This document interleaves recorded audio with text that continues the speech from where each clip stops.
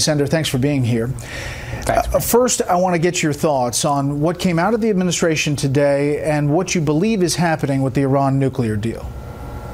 Well, first, I think Secretary Tillerson's comments today are on point, and that is that the problem with the Iran deal is not whether or not they're complying, but the fact that it's a bad deal. The purpose of the deal was to prevent a nuclear Iran, to kind of prevent what we now see in North Korea.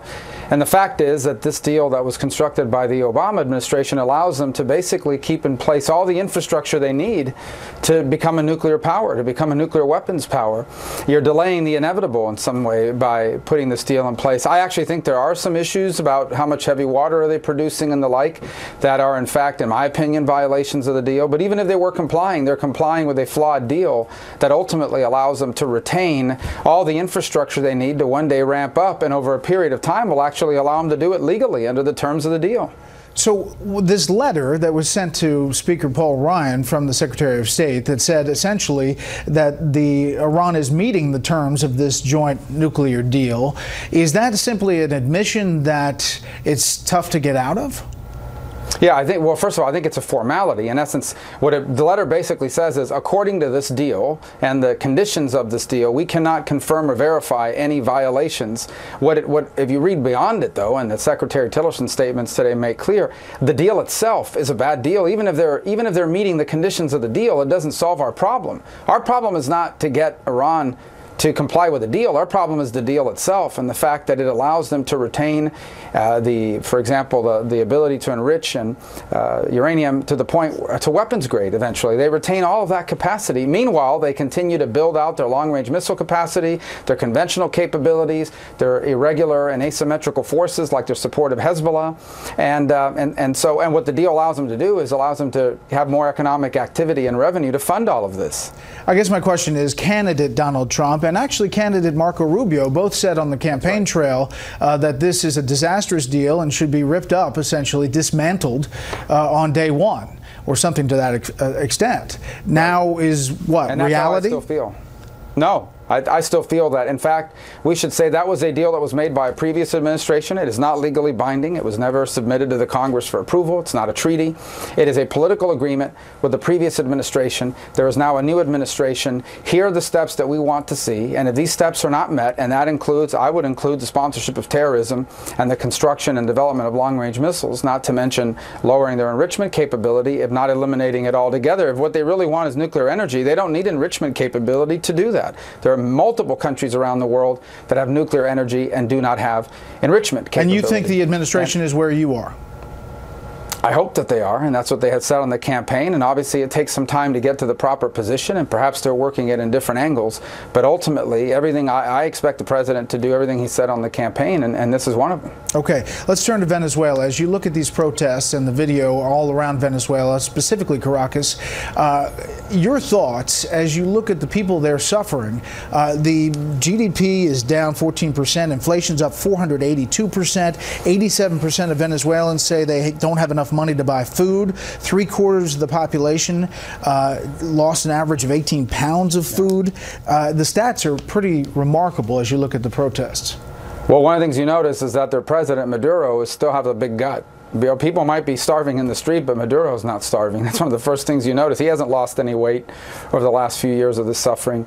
Beyond it, I would say people have to understand what's happening there is not a coup. It's not people in the street trying to overthrow the government. They're basically asking for the government to follow the Constitution. For example, the opposition won a majority in their legislative body. Despite the efforts of the Maduro government to steal the election, Maduro's basically just canceled them. He doesn't pay them. They don't get paid. He refused to allow the Treasury to pay the legislative branch. They have no budget for things like paper and ink and printers and the like.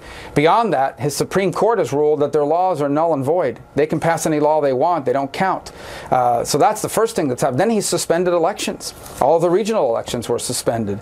And so what's happened there is the cancellation of democracy. In essence, a coup d'etat on behalf of the government itself has canceled democracy.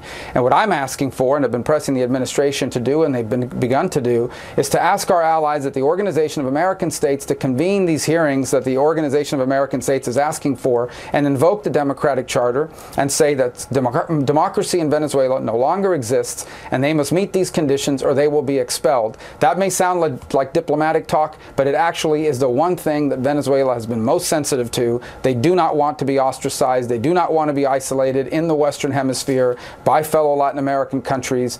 And that's where I think, in addition to some of the sanctions against individuals, that we should begin to focus the attention of our foreign policy. And the Trump administration so far has not done that. But do you, for someone sitting at home, what does this mean to the U.S., the turmoil there? Well, to be fair, they have. Our representative at the OAS has in fact taken that position. I can tell you the General McMaster at the National Security Council has actively worked to get countries to agree on voting in that direction. And why does it matter? Well, I'll tell you, in my state of Florida, number one, all this uncertainty in Venezuela hurts our economy. There was a lot of business between Florida and Venezuela, from real estate to services, that has vanished. And the other is an uptick in asylum requests. When people in Venezuela face these challenges, they want to come to America. Again, it's not that we don't want people here. We have a great Venezuelan community, but they would rather live in their own country as well. So it puts migratory pressure. It's a destabilizing force in the region. It is a country whose vice president was allegedly selling visas to up to 10,000 suspected members of elements like Hezbollah, passports, Venezuelan passports being given to people that were members of Hezbollah allegedly and the like, criminal enterprise that they were running, support for the FARC guerrillas in Colombia. It's a destabilizing force in the region. It creates migratory pressure on the United States, and it really undermines the economy of states like Florida. And I just want to hit what you just mentioned, and that is some 10,000 visas that Venezuela apparently gave to all kinds of people from the Middle East. Correct. And are we sure that that's accurate, and what level of homeland security threat is that? Well, that allegation came forward from a former individual in that office, came to my office. I have forwarded it to the FBI, the Department of Homeland Security. I know they're looking into it, but the allegation is a pretty strong one and in many ways well documented, and that is that there were these individuals from the Middle East that were getting Venezuelan passports. And so someone from the Middle East would get a passport with from Venezuela claiming to be a Venezuelan citizen. And that means individuals could potentially be traveling to multiple places, including the United States, under a false identity provided by a government agency. That is the allegation, and it's specifically directed at the current vice president of Venezuela, who, by the way, has been sanctioned by the Trump administration and had lost his condos and his private jet and all sorts of holdings here in the United States as a result. Senator Rubio, we appreciate your time, and we will follow up on that story and others.